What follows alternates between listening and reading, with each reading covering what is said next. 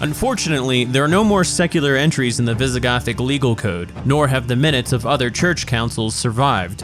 Egica died probably in 702, and his son Witiza reigned onward until his own death in 710. What we know of him is precious little. The closest contemporary source is the Chronicle of 754, which was authored by an anonymous Christian cleric living in Spain a few decades after the initial Muslim invasion. The next closest source is the Chronicle of Alfonso III, which was written in northern Spain under the Christian Asturian dynasty.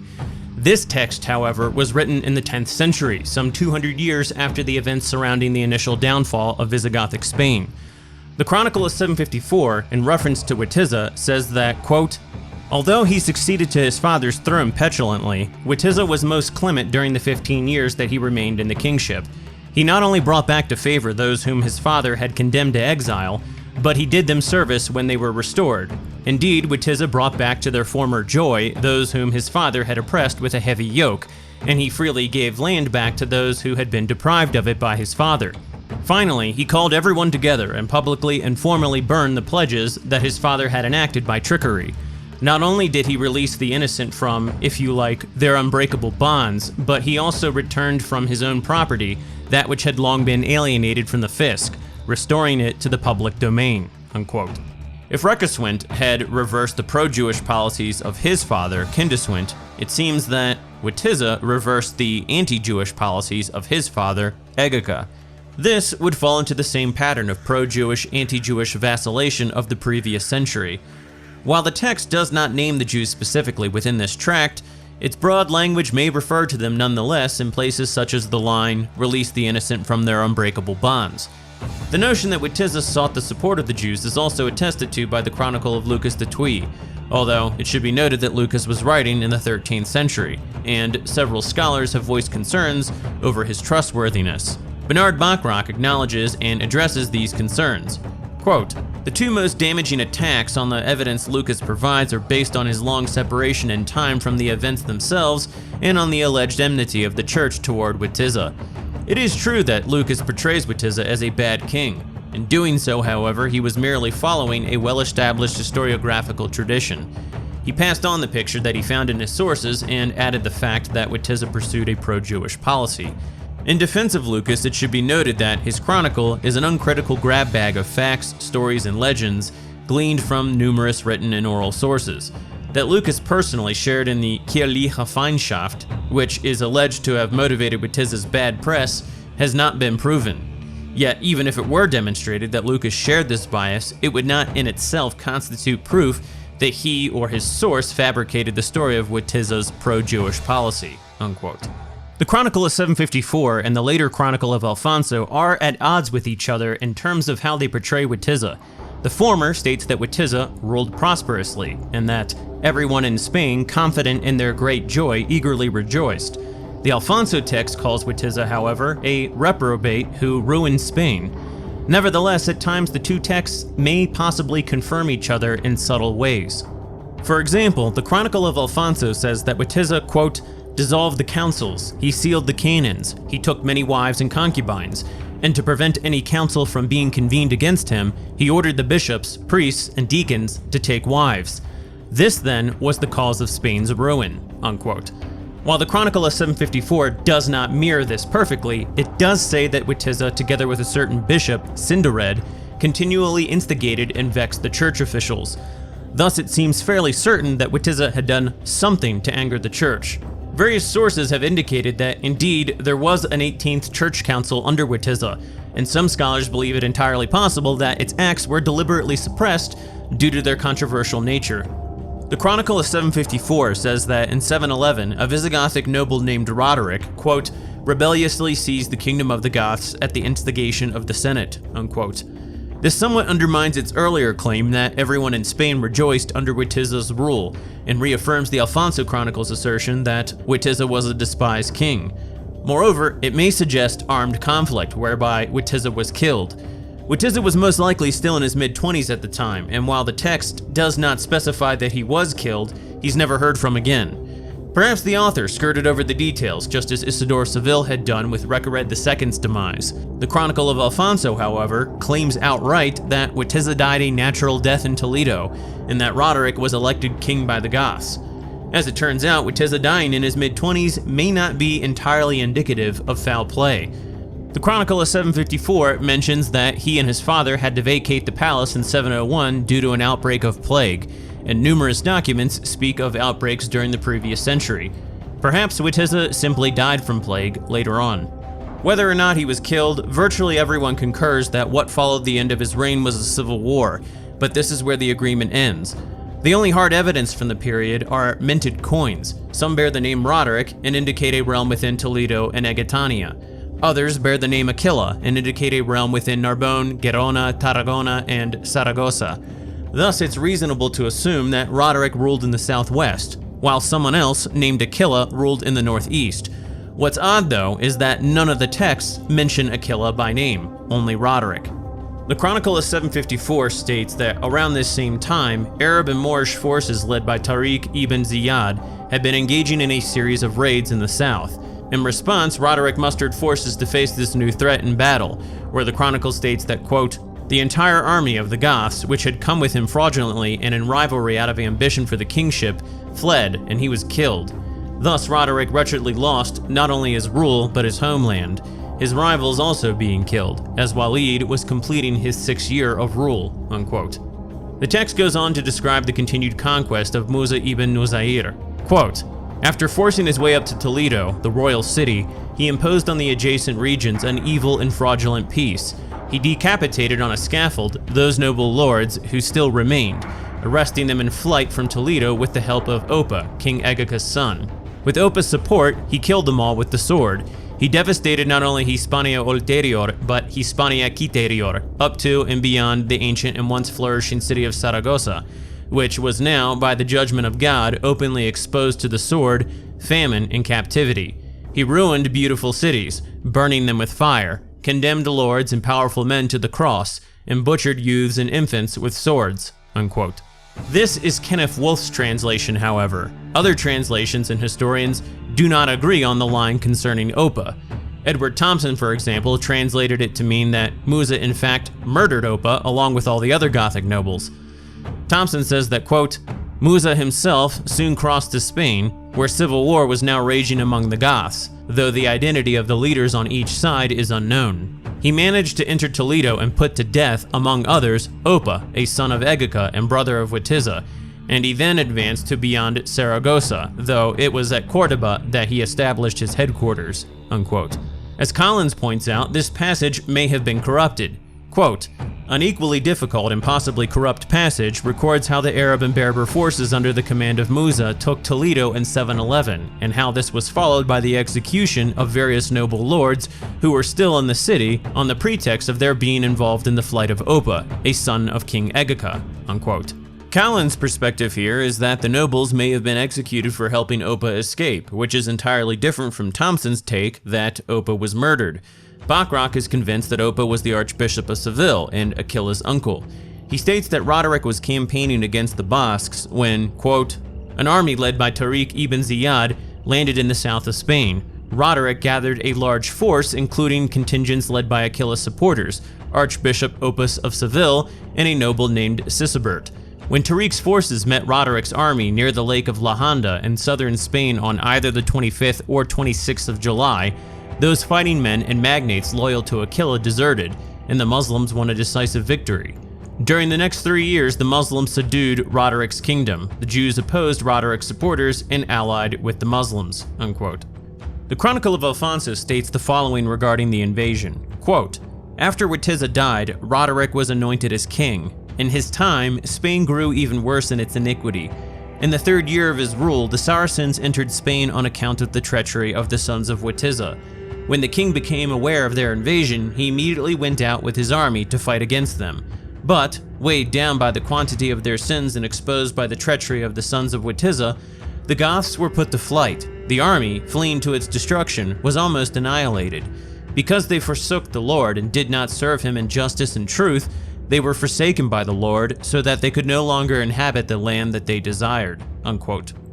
There are several things to note here. The author directly contradicts the 754 text, which claims that Roderick only ruled for a year. He thereby places the end of Roderick's reign and Tariq's invasion in the year 714. Visigothic coinage does not support these dates, and suggests that Roderick's reign began in 710 and ended in 711. In the Rotense version of the Alfonso text, that is, the one I just quoted, the author doesn't go into any detail about how Witiza's sons betrayed the Visigoths. Yet, in the later Ad Sebastian version, the author leaves far less to the imagination and states outright that Witiza's sons, quote, "Possessed by envy because Roderick had occupied their father's throne, they cleverly sent emissaries to Africa to ask the Arabs for help, and they provided them with ships with which the Arabs were introduced into Spain." Unquote. Although both versions were probably written around the same time, it's generally thought that the Bishop of Salamanca, Sebastian, upon receiving a copy of the text from his uncle, the king, felt it appropriate to flesh out more details.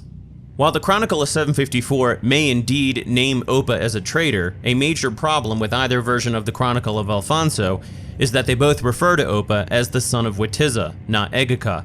Any son of Witiza, however, would have been a child still in 712, since Witiza was probably born in 688, if Quixilo was indeed his mother, as the Alfonso text claims. Assuming that Witiza was able to impregnate a woman when he was 13, that would make Oppa about 10 when Muslim forces invaded Toledo. It seems far more likely that Oppa was Witiza's brother, as the 754 Chronicle claims. As Collins said, the narrative in the Alfonso text is, quote, "totally self-contradictory." It's also not entirely unreasonable to suspect that there was more than one historical figure named Oppa, and that the chronicles simply confused them.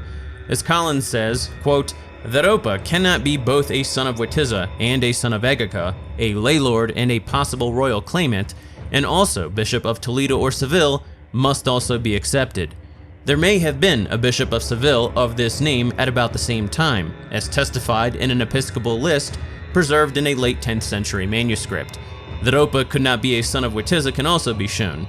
In any case, priority has to be given to the account of the Chronicle of 754 over the Alphonsine one, as it is so much closer in date. In fact, it looks as if the Oppa of the Chronicle of Alfonso III derives from a garbled or poorly transmitted version of the events that are independently recorded in the 754 Chronicle, but with some deliberate recasting and revision of them, intended to promote the ideological program of the Asturian monarchy."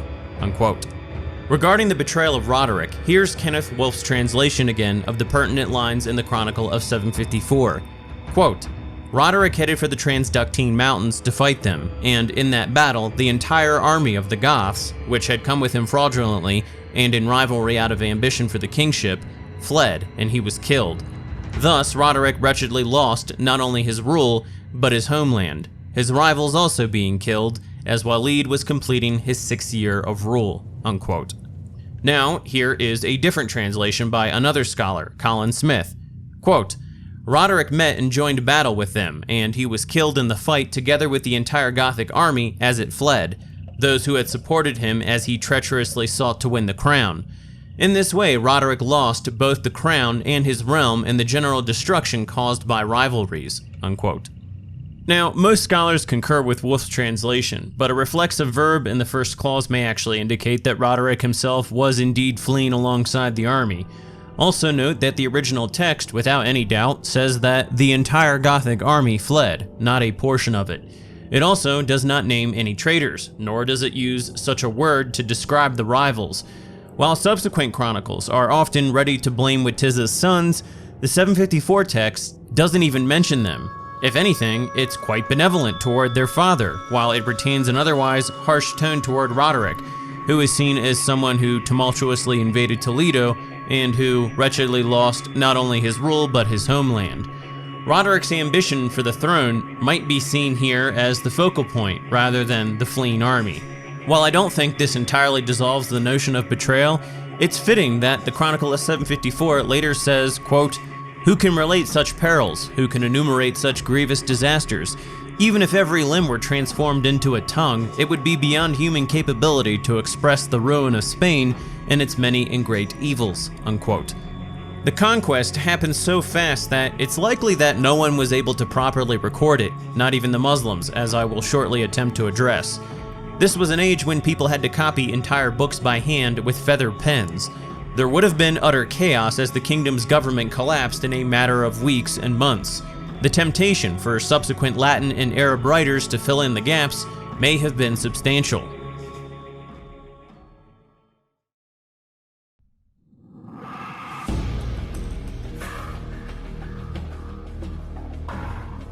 The Arab sources, to my knowledge, never make any mention of Oppa, although several of them do focus on the sons of Witiza and their alleged betrayal of Roderick. But even those don't mirror the Alfonso Chronicles scenario of Witiza's sons supplying the Arab invaders with ships. That is typically ascribed to a Byzantine governor in North Africa who assisted them after Roderick supposedly violated his daughter at the royal court. I'll discuss that in a moment, but for now, it must be stressed here again that all the evidence strongly suggests that Witiza's sons were still children in 711. Indeed, the Arab sources conflict on this very fact as well. Some of them claim that upon Witiza's death, his wife ruled for a time due to his son's tender years, but that Roderick refused to accept her rule and invaded Toledo. Other Arab sources contend that Witiza's sons commanded the very armies that were sent to assist Roderick against the invaders. One even goes so far as to claim that Roderick wrote them a letter petitioning their help despite his persecution of their family, apparently cautioning them against the danger of private feuds. As the account goes, the sons initially agreed, but later connived behind his back with Tariq, right before the battle that was to decide the fate of Spain. They apparently told Tariq that they would abandon Roderick in battle if he would help restore them to their father's throne.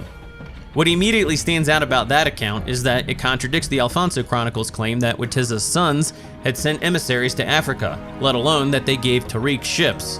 Roderick is also referred to by name, whereas Witiza's sons are just repeatedly referred to generically as Witiza's sons. Moreover, Roderick places them at the head of the right and left wings of his army. Even if Roderick was desperate for their help, it seems quite doubtful that after he had killed their father, stolen their property, and usurped the throne, that he would then place them in such positions where they could inflict massive harm on him. Putting that aside, the general problems of the Arab sources are summed up best by Roger Collins, who says the following, quote, "To a large degree, the problem is one of contradictions and confusion in the sources, resulting not least from the character of much of the Arab historiography of the Western conquests.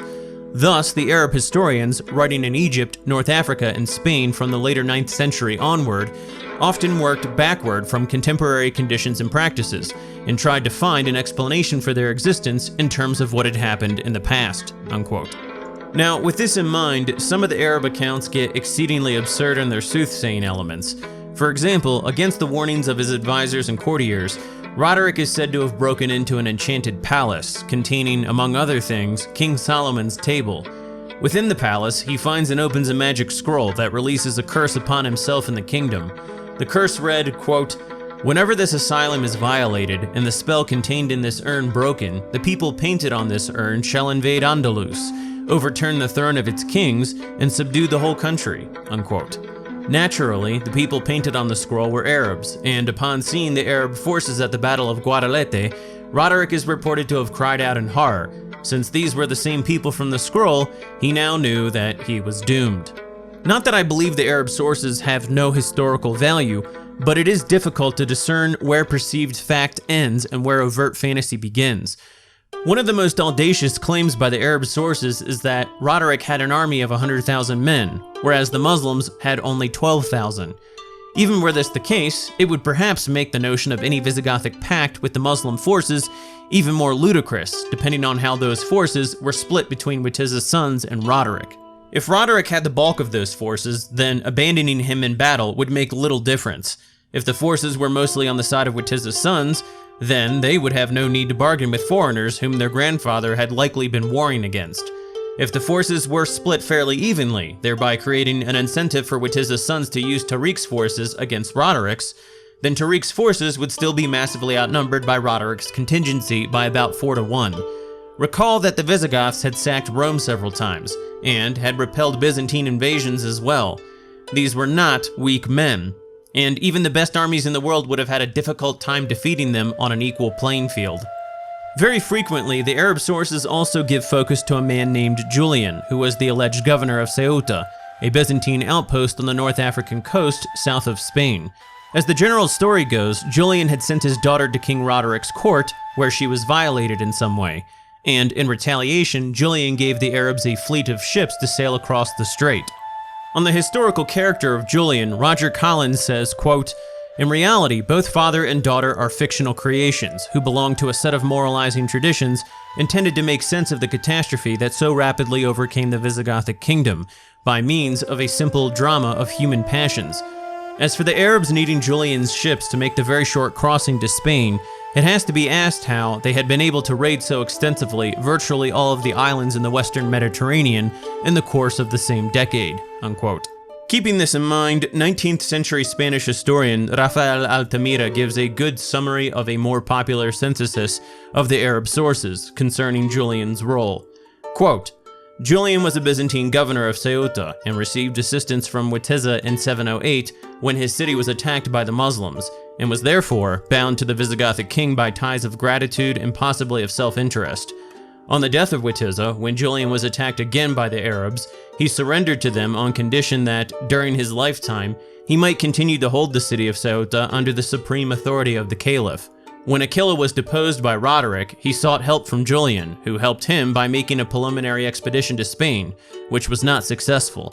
Then the family of Witiza had recourse to the Muslim chiefs, who were more powerful than Julian, and after long negotiations, thanks to his intervention, they succeeded in obtaining the support of the Arab troops of Africa, and thus managed to defeat Roderick," unquote. Again, this assumes that Aquila was Witiza's son, who would have been extremely young at the time. To explain his young age, it's been asserted that Aquila was granted the northeastern provinces under the guidance of a dignitary. The pieces do curiously fit to a degree. Witiza would have been following the example of his father, Egica, who had made him co-ruler as a child. This might also explain why the earlier texts don't mention Aquila by name, as he wouldn't have been old enough to be a real political player. Likewise, the typical response to a king associating his son with the kingship was rebellion upon his death. Yet the royal currency from the period indicates that Aquila's reign began after Witiza's, not during, and unlike the coins minted under Egica and Witiza, none of Aquila's coins suggest co-regency with his father. Also, from what I've read, none of the Arab chronicles that name Witiza's sons ever list Aquila as one of them. Pascual de Gallangos, another Spanish historian and Arabist, also contends that there is no historical evidence of Witiza ever having sent troops to Africa, and that the author of the Arab source who says so may have been attributing the actions of Witiza's father, Egica, to Witiza himself. During his reign, Egica, according to other Arab and Latin writers, had dispatched Theodemir, a Visigothic general, with a fleet to ravage the Mohammedan settlements along the coast of northern Africa. Theodemir is likewise recorded by the Chronicle of 754 as having put up prolonged resistance against the Muslim invaders before eventually negotiating peace terms. The evidence seen from this angle makes the notion of an alliance between Witiza's faction and the Muslims very doubtful. If anything, it suggests that Witiza's family would have been hated by them, and lends more credence to Thompson's translation of the pertinent lines in the Chronicle of 754 that Musa probably killed the Gothic nobles in Toledo for having allowed Oppa, Witiza's brother, to flee the city.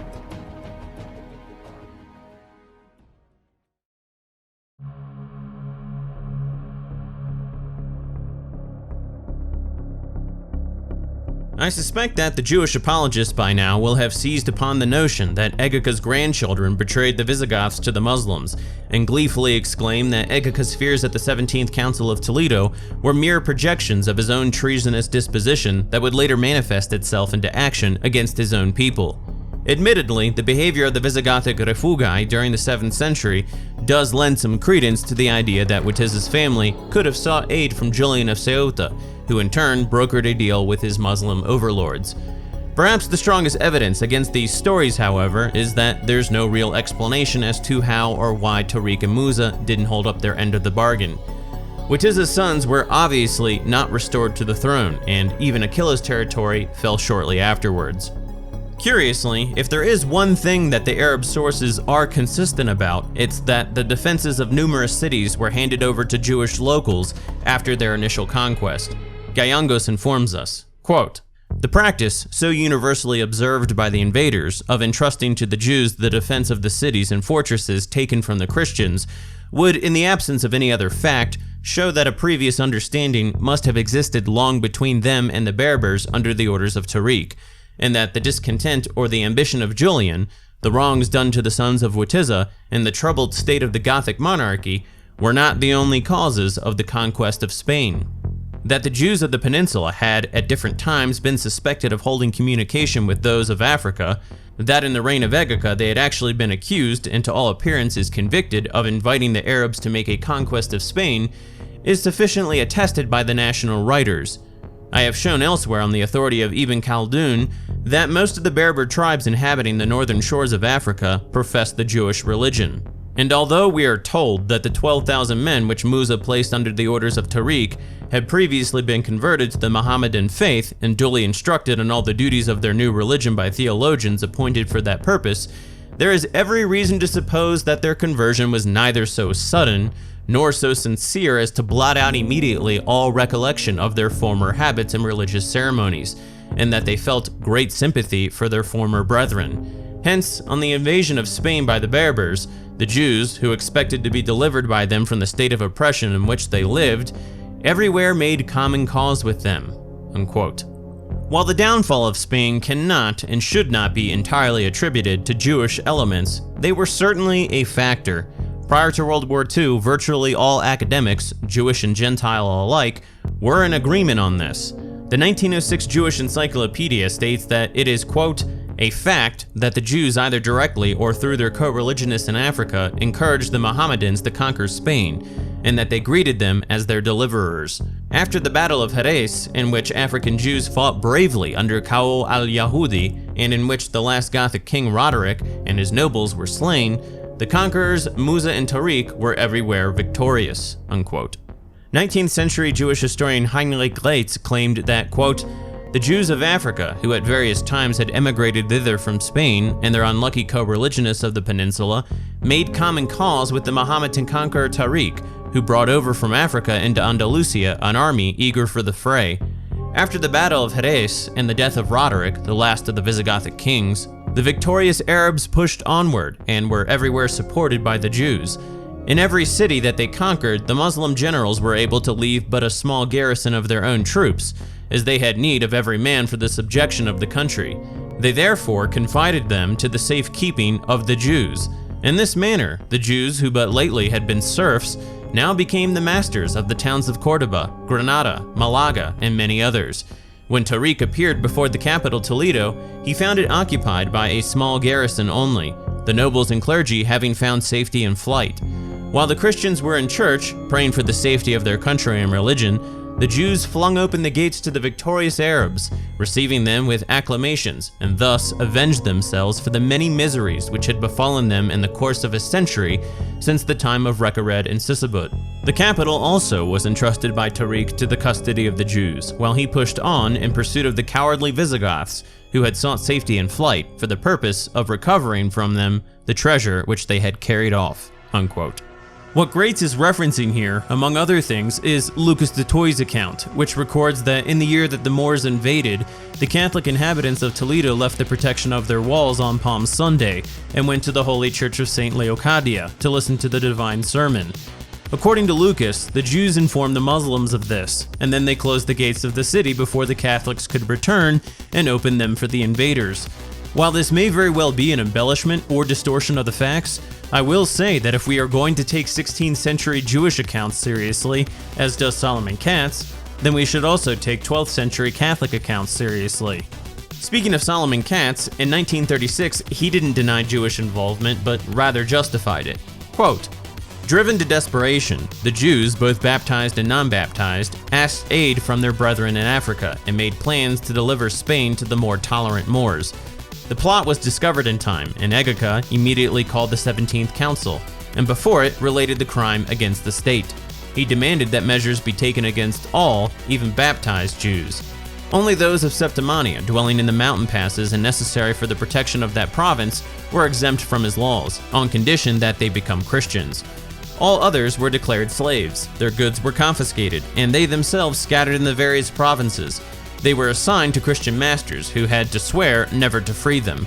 These masters had to guard against any observance of the Jewish rites by their newly acquired slaves. Jewish children were to be removed from the home of their parents at the age of 7 and sent to Christian schools and later married to Christians. These measures were sanctioned by the king. A number of Jews escaped in time. The others were reduced to slavery. Witiza would probably not have freed the Jews from these unparalleled oppressions. Under his successor, however, the Jews were revenged. When in 711 the Arabs invaded Spain, they are said to have found in each city a faithful band of Jews to welcome them and to help them. 2 centuries of ruthless persecution had ended for the Jews." Unquote. After the end of World War II, there seems to have been a shift towards downplaying and minimizing the Jewish role in the invasion. Norman Roth has an interesting paper with this aim. He makes some good points, but overall fails to convince. He attempts to undermine the evidence that Jewish troops from Africa fought in the invasion. He questions how many of the Berber tribes at the time were Jewish, and he also says that Toledo was in fact abandoned when Tariq showed up, and therefore the Palm Sunday story must be a myth. There is an Arab source that claims Tariq found Toledo deserted, but it's somewhat contradictory in that it also claims that afterwards, Tariq gathered the city's Jews before continuing his pursuit of the Goths. Obviously, the city wasn't deserted by Jews, and that probably says something in and of itself. I don't have access to the original text attributed to the 11th century scholar Ibn Hayyan, but considering al-Makari's description, it seems somewhat in line with the Chronicle of 754's assertion that not all, but many of the Gothic nobles and clerics had fled the city. Perhaps deserted here simply refers to the city's main defenses and aristocracy. The Chronicle of 754 clearly states that there was a massacre of noble men. While the Arab sources do have many issues, I think the consistency of the non-central role they typically ascribe to the Jews in the previous century of Judeo-Christian hostilities render them credible in this regard. Egeka had accused the Jews of plotting against Spain, and they even signed a confession admitting as much. Although the 754 Chronicle tells us that Egeka used trickery to get various people to sign false documents, and this may include the Jewish confessions. But this would fall into the same previous pattern of Gothic vacillation on Jewish policies, and therefore may represent more evidence that Witiza did in fact pardon the Jews. This in turn may have upset some of the clerics and nobles, who then encouraged Roderick to invade Toledo when Witiza died. Perhaps this is why everyone seems to have hated Witiza in later years and were ready to blame his family for all of Spain's ills. Whatever the case, the Jews had clear motive, opportunity, and ability to seek foreign invasion. They had precedent in supporting rebellions in and outside of Spain. They were also well-connected merchants, slavers, and bankers. They would have had intimate knowledge of the inner workings of the state, its defenses, its resources, and so on. This might help explain how the Arabs and Moors so quickly conquered a region and people who had been able to continually repel Byzantine invasions. In any event, the Jewish role in the conquest is credible, even coming from the Arab sources, because it is never described via endlessly contradictory accounts. The accusation is straightforward and consistent. The Jews suffered under the Goths and thus encouraged invasion. Then, when it arrived, they supported it. If Nathan Roth wants to cling to the idea that none of the invading Berbers were Jewish, that's fine, and I'm willing to grant him that. I'm not entirely convinced that Lucas Dutoit made up his story about Palm Sunday, but if it makes anyone feel better, I'll concede that as well. The fact that the Jews were entrusted to hold the territory for the invading armies says enough on its own. Notice how many of the Jewish authors prior to World War II described the invasion as revenge. Judaism is many things, but it's never been eager to forgive its enemies. The tract of the Talmud that deals with Jesus boiling in excrement addresses numerous historical figures who had all wronged the Jews in one way or another, and explains in detail what their punishments were to be after death. Now, as for the exact details of the invasion, we will likely never know. The Visigothic kingdom was already in decay. It had suffered numerous outbreaks of plague, internal rebellions, Byzantine invasions, and even a cooling period that contributed to crop failure and famine. It should be stressed that had the Jews not been a factor in Spain, the Muslims may have invaded regardless, and even if they didn't, the Byzantines might have tried again. If neither of these, then certainly the Basques or the Franks would have caused more problems. Regardless, diversity was not Visigothic Spain's strength, and it is reasonable to assume that had the Jews not been present in Spain at the time, the Visigothic kingdom might not have been conquered, as the Muslims would not have had a homegrown support group.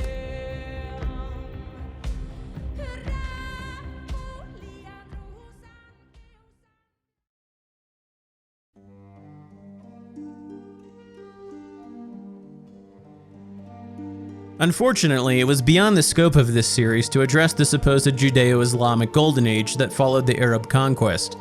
Hopefully, though, I've convinced some people that Jewish behavior contributed to their own persecution under the Visigoths, or at the very least, that they were not tolerant bystanders just minding their own business. Most of the anti-Jewish laws had a Jewish counterpart. Jews did not allow interfaith marriages, nor did they approve of Jews being enslaved by or working for Christians. In addition to cases of Christians forcibly baptizing Jews, there were recorded instances of Jews forcibly circumcising Christian slaves. While the Jews were taxed punitively toward the end of the century, usury of non-Jews had historically been a religiously sanctioned practice of Judaism. Hostility toward the Jews increased exponentially as it became apparent that they had no intention of respecting initially reasonable Christian requests. The point from which many scholars assert that interfaith relations deteriorated was when Recared decreed that Jews could no longer own Christian slaves. The Jews ignored the law, probably because their economy heavily depended on Christian slave labor. Thenceforth, a cat-and-mouse game ensued, with the Jews bribing the worst elements of society so that they might carry on business as usual. In response, the Christians made increasingly confused and seemingly incoherent laws in vain attempts to address this. Eventually, the situation culminated with the Catholics seeking either the conversion or the departure of the Jews. The Jews responded by plotting to overthrow the kingdom entirely. Egeka enslaved them. Witiza perhaps freed them. The Muslims invaded. The Jews supported them, probably because they figured it was only a matter of time before new leadership would persecute them again. The Visigoths, divided internally, were driven from their lands. Many who could not escape were slaughtered. Those who survived had to live under demi-status, and were often bought and sold as slaves in the following years by the very same Jews who had been persecuted prior.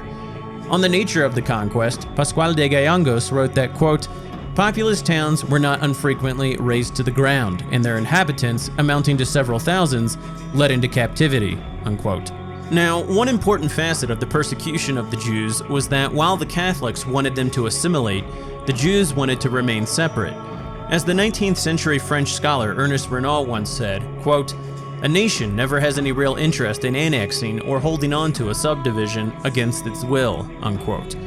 Yet the Jews of Spain were not seeking traditional sovereignty as one normally understands it, but rather unrestricted, unqualified access to Gentile society for the purposes of exploitation.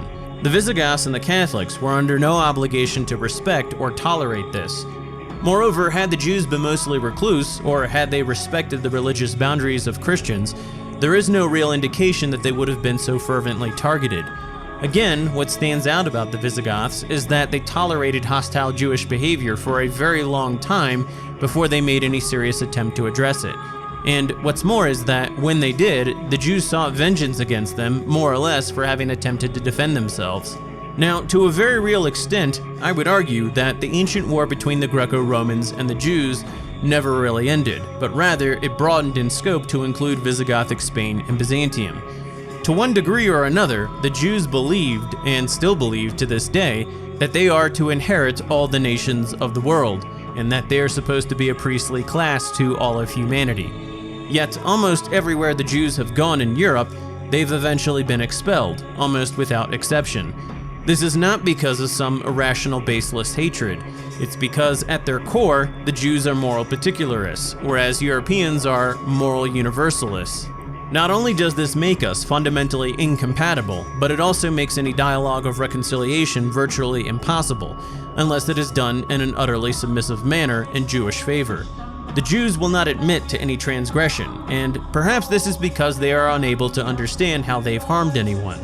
Or perhaps they are able to do so, but simply prefer not to. Either way, admitting to transgressions would nullify the strategy of victimhood, which, not coincidentally, only works on Europeans.